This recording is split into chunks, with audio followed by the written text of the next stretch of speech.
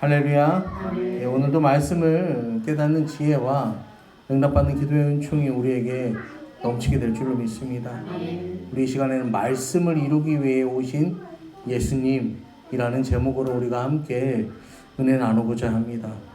예수님이 이 땅에 오신 이유가 마태는요, 마태복음 4장 14절 말씀이에요. 오늘 우리가 읽은 본문에 이렇게 이야기합니다. 이는 선지자 이사야를 통하여 하신 말씀을 이루려 하심이라.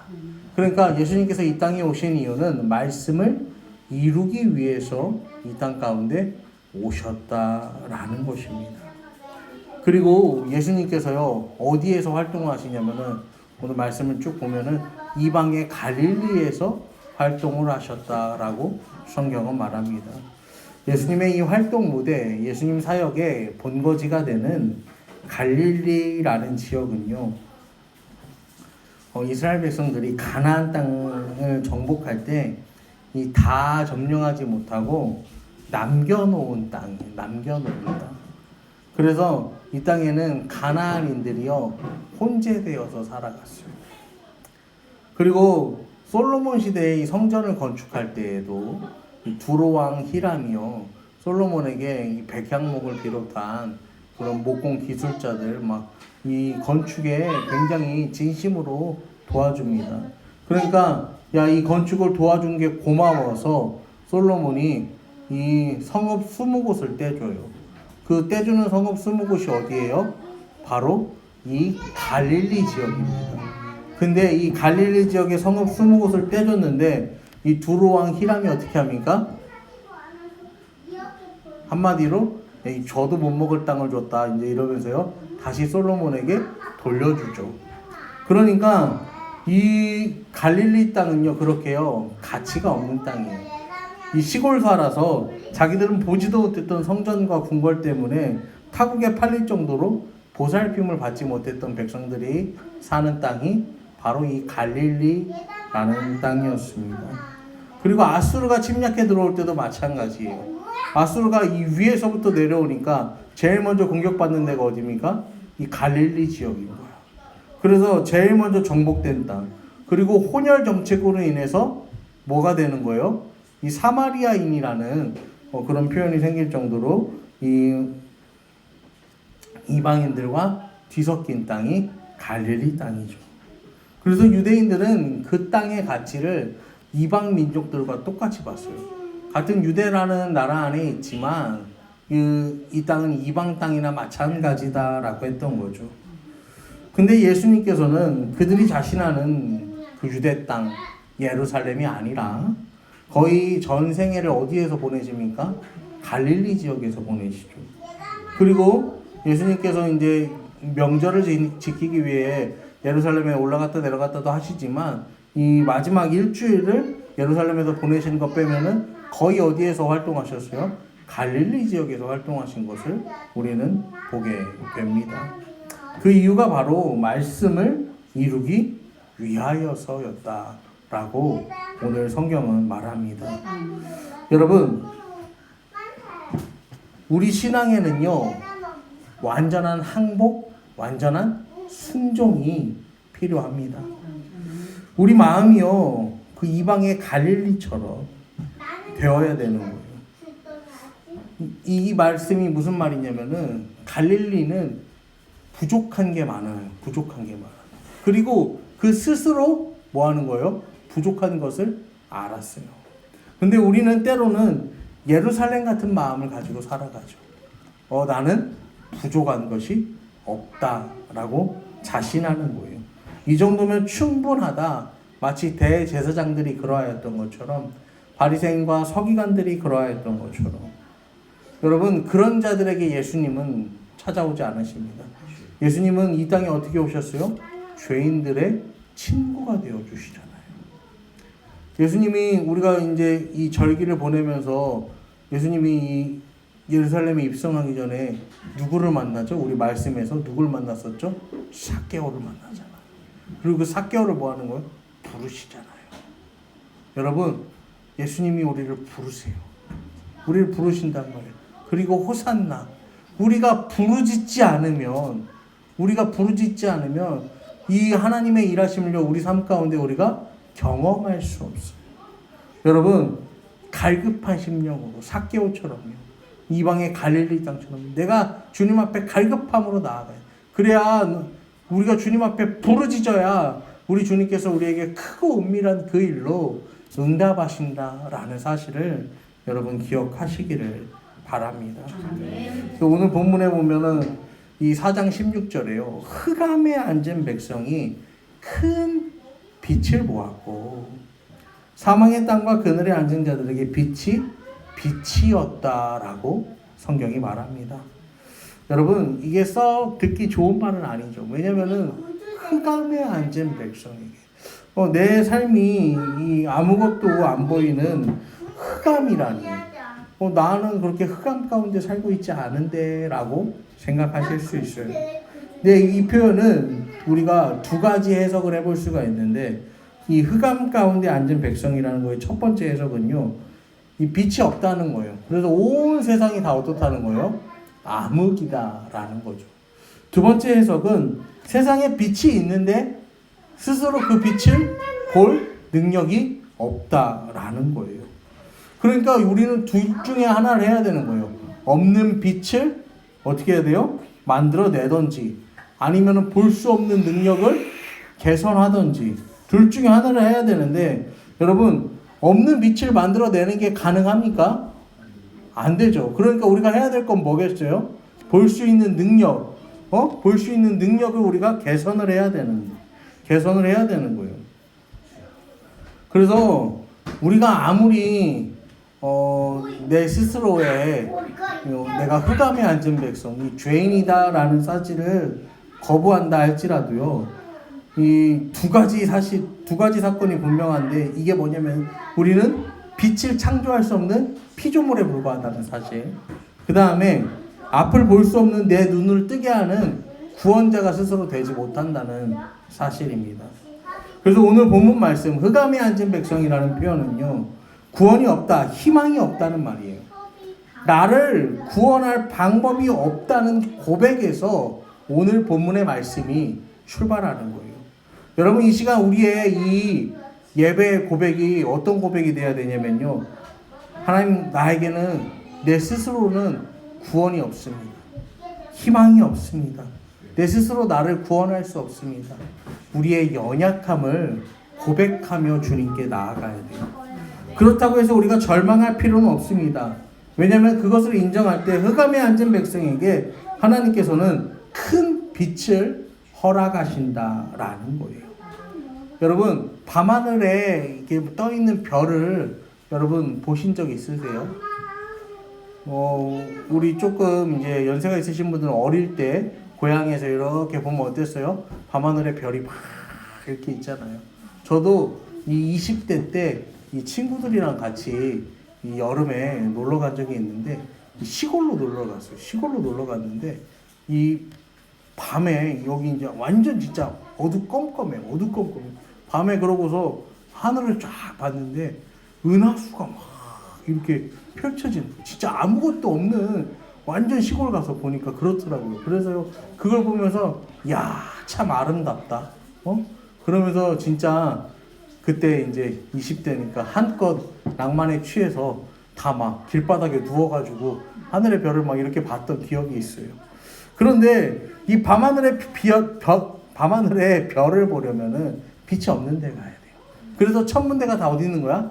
빛이 없는 산속에 들어가 있잖아요. 이 주변에요 자잘한 빛들이 막 있으면은 이 하늘의 광명한 그 빛을 볼 수가 없어요. 그러니까 흑암에 앉은 백성들은요 뭘 볼 수 있다는 거예요? 어두컴컴하니까 빛을 볼 수 있다는 거예요.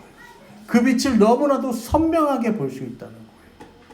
여러분 흑암에 앉은 백성이라는 표현은 단순하게 기분 나쁜 표현이 아니라 내가 내 부족함, 내 연약함을 인정할 때 우리에게 찾아와 주시는 큰 빛, 소망의 빛이 있음을 말하는 표현이에요. 여러분 그 빛이 누굽니까? 바로 우리 예수님이시죠. 흑암에 앉은 자들에게는 반드시 빛이신 예수님께서 찾아오신다라는 거예요. 그러니까 우리가 여러분 흑암에 앉은 백성, 내가 왜 흑암에 있냐 이거를 고민할 게 아니라 우린 뭐 해야 되는 거예요? 하나님 나를 왜 이 자리에 앉히셨을까?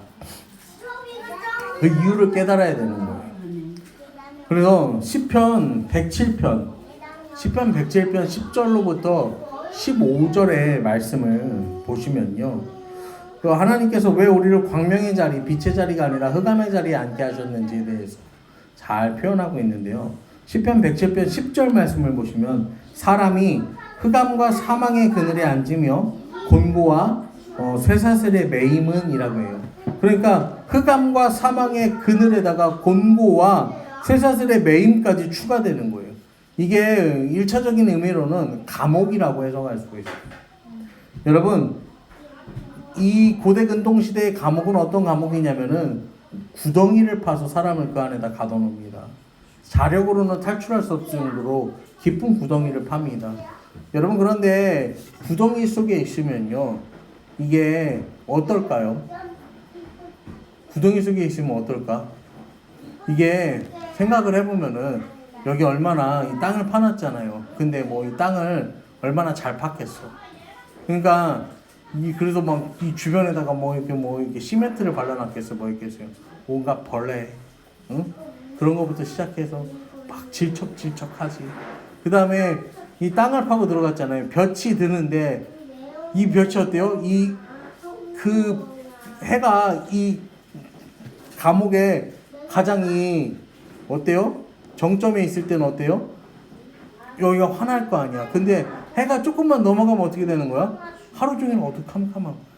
여러분, 그런 환경에 사람이요 놓이게 되면요 어떨 것 같으세요? 굉장히 힘들 거예요. 진짜 자기 힘으로는 스스로 정신적으로도 굉장히 많이 피폐해질 것 같아요. 사람이 도저히 살 수 없어요. 그럼 먹을 거라도 많이 주냐? 그것도 아니야. 그냥 생명을 유지할 수 있을 정도로만 주는 거예요. 오래 두면 그냥 죽어나가는 자리예요. 근데 그 자리에 왜 있냐면은 시편 107편 11절 말씀을 보면요, 하나님 말씀을 거역하며 지존자의 뜻을 멸시합니다. 그러니까요, 하나님 말씀을 거역한 죄 때문에, 지존자 하나님의 뜻을 거스른 죄 때문에 감옥에 있다라는 거예요. 여러분, 인간이 죄인이라는 것은요, 스스로요 겸손을 떨기 위해서 하는 말이 아니에요. 인간은 정말 죄인이에요. 현실의 문제예요. 인간은요 가만히 내비두면요 하나님 뜻을 거스르고 살아갑니다. 하나님 말씀을 멸시하고 살아갑니다. 여러분, 그리고 그러면서요 자기는 스스로 어떤 사람이라고 생각하는 거예요? 괜찮다라고 생각하는 거예요. 여러분, 우리는 오직 유일하신 하나님 말씀을 우리 삶의 중심으로, 우리 인생의 지표로 삼고 그 말씀을 따라 살려고 노력해야 합니다. 우리가 하루의 삶을 정리할 때, 여러분, 하루의 삶을 정리할 때 어떻게 정리하십니까? 오늘 내가 누리지 못한 유익은 아까워하면서 말씀대로 살지 못했음을 여러분 한탄하며 살아가십니까? 하나님, 내가 오늘도 이 하나님의 뜻대로 살았습니다. 살지 못했습니다. 여러분, 그거 한탄하면서 자요? 아까 그거 좀 더 먹을 걸. 우리 그런 생각을, 출출하네. 우리가 그런 생각은 하잖아요. 그런 생각을 하는데 오늘도 내가 말씀대로 살지 못했음을 한탄하진 않아요. 여러분, 그래서요 우리 매일매일 성경 통독하잖아요. 여러분, 이게 시시로 때때로 하기도 좋은데, 여러분 시간이 없으신 분들은 밤에 하세요. 밤에 하면은 잠도 잘 와. 왜냐면은 어때요? 자려고 내가 성경을 펴놓고 좀 읽으려고 하면 어떻게 합니까? 잠이 솔솔솔솔 온단 말이야. 그러니까 그냥 그러는 거야. 그렇게 해서 여러분, 그 다음에 자기 전에 이 성경을 통독하면요 여러분 괜히 뿌듯해요. 그러니까 틀어라도 놓으세요. 그냥 틀어라도 놓고 내가 이 부분만 듣고 자야겠다. 우리 사모님이 항상 그 유튜브로 그 범위를 올려주잖아요. 그러면 연속 재생 해놓을 것도 없어. 그냥 이것만 재생하고 꺼지게 하면 되는 거야. 그러면 그것만 듣고 뭐 하면 되는 거예요? 자면 되는 거예요. 여러분, 그러면요 괜히 뿌듯해. 또 자기 전에 읽으면은 어떻게 해도 이 성경을 읽으면 또 어때요? 여러분, 낮이든 아침이든 밤이든 읽으면 어때요? 괜히 뿌듯하잖아. 내가 마치 오늘 해야 할 일을 한 것 같잖아요. 여러분, 그런데 사람들은 나한테 직접적이고 구체적으로 지금 당장 유익을 주는 말씀이 아니라면요 관심을 두지 않습니다. 하나님 내 기도를 들으시는지 내 기도에 응답하시는지에만 관심을 두고 살아요. 그래서요 이 하나님의 말씀이요 수없이 내게 밀려드는데 그 말씀들을 다 어떻게 하는 거예요? 스쳐 보내버리는 거예요. 나와는 상관없는, 나에게는 해당이 없는 그런 말씀이 나오면 다 보내는 거예요. 그래서 시편 107편 12절을 보시면 그러므로 그가 고통을 주어 그들의 마음을 겸손하게 하셨으니 그들이 엎드려져도 돕는 자가 없었도다. 하나님께서 고통을 주셔서 그들의 마음을 겸손하게 하신다 라는 거예요. 왜 고통을 주십니까? 하나님 말씀대로 살지 않는 것이 얼마나 잘못된 것인지 하나님께서 고통을 주셔서 그걸 깨닫게 하시는 거예요. 하나님 말씀을 지키지 못하는 게 얼마나 고통스러운 일인지 우리가 깨닫게 하는 거예요. 여러분 하나님은요 아무에게나 말씀 주지 않습니다. 우리가 사람에게만 말씀 주세요. 다른 동물에게, 다른 식물에게 하나님 말씀 주지 않으세요. 여러분 그러니까 그 말씀을 지키지 못했을 때 고통 가운데에서 내가 하나님 말씀을 사랑하지 못하고 살았구나라고 깨달아야 되는 거예요. 그게 은혜인 거예요. 12절 말씀을 보시면 고통을 주어 그들의 마음을 겸손하게 하셨다라고 성경이 말해요. 이 겸손이라는 표현이 히브리어로 카나라는 표현인데 이 카나라는 표현이 뭐냐면요 하늘을 나는 새가 날개가 오그라들어서 더 이상 날 수 없어 땅으로 내려오는 모습을 말하는 겁니다. 여러분 자기 마음대로 날아다니면요 어떻게 될까요? 반드시 망해요. 그래서 하나님이 날개가 오그라드는 고통을 주시는 거예요. 그 날개를 접게 하시는 거예요. 그렇게 날다가 끝내 망하는 것을 하나님 막기 위해서 우리를 보호해 주시려고 하나님 우리를 겸손하게 겸손하게 하시려고 고통을 허락하시는 거예요. 13절에 보시면 이에 그들이 그 환난 중에 여호와께 부르짖음에 그들의 고통에서 구원하시되 이 자기의 날개에 힘이 있을 때는 부르짖습니까? 안 부르짖습니까? 부르짖지 않아. 근데 날 수 있으니까 하나님은 필요가 없는 거야. 날개를 접을 수밖에 없을 때 그때 하나님 앞에 부르짖는다라는 거예요. 그때 고통에서 구원받는 역사가 일어난다는 거예요. 너는 내게 부르짖으라. 내가 내게 응답하고 내가 알지 못하는 크고 은밀한 일을 보이리라. 우리 하나님 약속하셨잖아요. 여러분 우리가 부르짖지 않으면요 하나님의 일하심을 기대할 수 없는 거예요. 여러분 하나님이 우리를 정말 사랑하셔서요 우리를 자녀 삼아 주셨어요. 부모와 자녀의 관계가 맺어진 거예요. 여러분 어떤 부모가 자녀가 어긋난 길로 맨날 가는데요 괜찮아 막 이러면서 그러는 부모가 어디 있어요. 막 이런 거야. 자식이 이 폭풍 같은 사춘기를 보내면서 막 이제 이 아들이 막 담배에 손을 대는 거예요. 그러니까 부모가 아들아 그렇게 연초를 피고 그러면은 손에도 냄새가 배고 옷에도 냄새가 배고 전자담배를 피워라 이러면서 전자담배를 사줄 부모가 어디 있어요? 없어. 어떻게든 뭐 하는 거야? 끊게 만드는 거잖아요. 이거 안 된다라는 걸 설명해 주는 거잖아요. 여러분 힘들고 어려울 때 아픔 가운데 다가오시고 위로하시는 하나님을 여러분 우리는 만나야 되는 거예요. 그 하나님을 우리가 맛보아 알면 그 하나님을 우리가 뭐 할 수 있는 거예요? 자랑할 수 있는 거예요. 하나님을 자랑하는 교회, 하나님을 자랑하는 성도의 삶. 여러분 내가 그렇게 부르짖을 때 나에게 다가오셔서 나를 위로하시고 만나주시는 그 하나님, 여러분 그 하나님을 자랑하는 거예요. 뭐 하나님이 내 삶에 기가 막히고 어마어마한 일을 이루셔서 그걸 자랑하는 게 아니야. 하나님 나를 만나주신다니까요. 하나님 나를 위로해 주신다니까. 내가 필요할 때 내 옆에 있어 주는 거예요. 내가 필요할 때 내 옆에 있어 줄 그 사람. 여러분 그래서 14절에 보시면 시편 107편 14절에 흑암과 사망의 그늘에서 인도하여 내시고 그들의 얼거맨 줄을 끊으셨도다. 하나님 뭐 하신다는 거예요? 얽어매인 모든 것을 다 끊어버리신다. 우리를 묶어버린 것들, 우리가 좌절하게, 우리가 몸부림치 옴싹달싹할 수 없게 우리를 메어버렸던 모든 걸 하나님 다 끊으신다는 거죠. 그 다음에 14절에 그 사망에 대해서 인도하여 내셨다라고 하잖아요. 이 인도가 뭐냐면요, 히브리어로 야차라고 하는데 이게 출애굽에서 사용되는 단어입니다. 하나님이 빼내셨다라는 거예요. 죄악 가운데 있는 백성을요, 하나님이요 뭐 하시는 거예요? 거기 갇혀서요 옴싹달싹 못하는, 거기 매여서요 몸부림치지도 못하는 그 백성을 하나님 뭐 하셨다는 거예요? 꺼내셨다. 여러분, 빼내셨다는 거예요. 출애굽 시키셨다라는 거예요. 그 출애굽의 은혜를요 우리 삶에 베푸신다는 거예요. 우리가 스스로 벗어날 수 없어서 막 허우적거리고 몸부림치며 주님께 부르짖는 그 삶을요 하나님 그냥 두시는 게 아니라 거기서 꺼내신다니까요. 그 다음에 15절에 여호와의 인자하심과 인생에게 행하신 기적으로 말미암아 그를 찬송할지로다. 그러니까 이제는 뭐 하는 거예요? 하나님이 내 삶에 일하신 그 일, 이거를 뭐 하는 거야? 자랑하면 되는 거예요. 찬송하면 되는 거예요. 여러분, 근데 이 모든 게 어디에서 출발한다고요?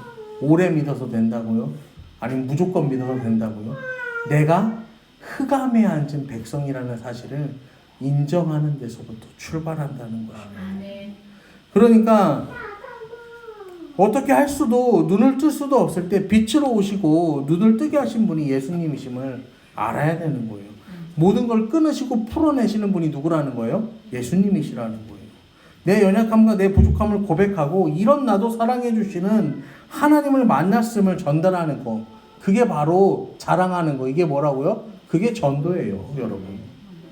사람은 누구나 자기 연약함을 알고 있어요. 인정하지 않을 뿐입니다. 그냥 덮어놓고 싶을 뿐이에요. 근데 내가 먼저 고백하고 주님 앞으로 이끌 때 그 마음이 녹아지고요, 하나님 만나게 되는 거예요. 여러분, 하나님이 나를 온전케 하심을 믿음으로 고백하는 저와 여러분 되기를 소망합니다. 누가복음 1장 78절에 보면요, 사가랴가 예수님의 탄생을 예언할 때 이렇게 예언합니다. 이는 우리 하나님의 긍휼로 인함이라. 할렐루야. 여러분, 예수님의 나심이 뭐예요? 하나님의 긍휼하심이에요. 이 땅에 예수님 오신 이유가 뭐예요? 하나님의 긍휼하심. 하나님의 긍휼하심으로요, 해가 위로부터 우리에게 임하여, 이 해가 돋아오르면 암흑이 사라지잖아요. 하나님의 긍휼하심으로 우리 인생에 빛을 비춰주시는 거예요.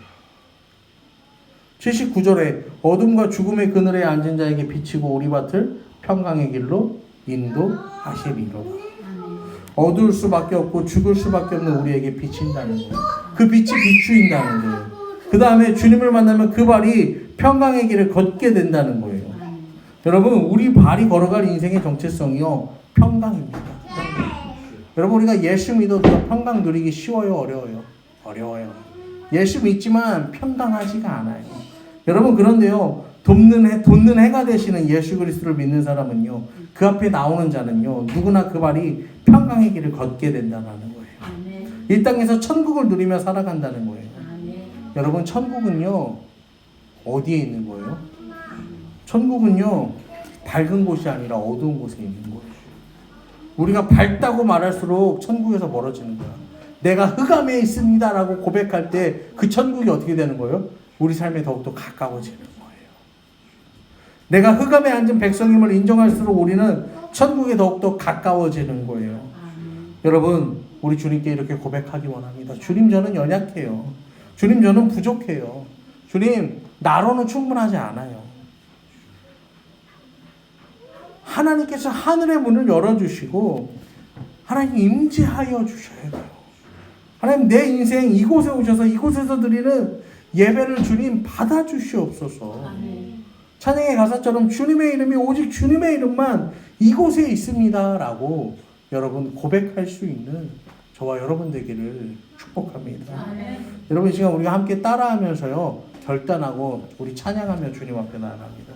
여러분, 따라하세요. 하나님, 제 인생엔 아무것도 없습니다. 하나님, 제 인생엔 아무것도 없습니다. 주님, 이 시간 하늘의 문을 여시고 임하여 주옵소서. 주님, 이 시간 하늘의 문을 여시고 임하여 주시옵소서. 우리의 간절한 부르짖음이 우리의 간절한 부르짖음이 간구가 하늘에 닿을 때 하나님의 임재하십니다. 간구가 하늘에 닿을 때 하나님의 임재하심이 하나님의 큰 빛이 비추어집니다. 하나님의 큰 빛이 비추어집니다. 하나님이 인도하시는 평강의 길이 펼쳐집니다. 하나님의 인도하시는 평강의 길이 펼쳐집니다. 여러분 이 시간 우리 함께 찬양하실 때요. 여러분 우리의 그 간절한 부르짖음을 하나님 들으세요. 그리고 하나님 응답하시고 역사하세요. 그리고요 이 흑암에 빠진 인생 같은 내 삶에요 하나님은요 빛을 비추어 주신다. 그리고 그 빛을 통해서요 우리 삶을 평강의 길로 인도하십니다. 오늘도 그 말씀을 이루기 위하여서 이 땅에 오신 예수님, 그 예수님을 온전히 신뢰하는 마음으로 또 우리가 찬양하며 그 은혜의 자리로 나아가기를 소망합니다.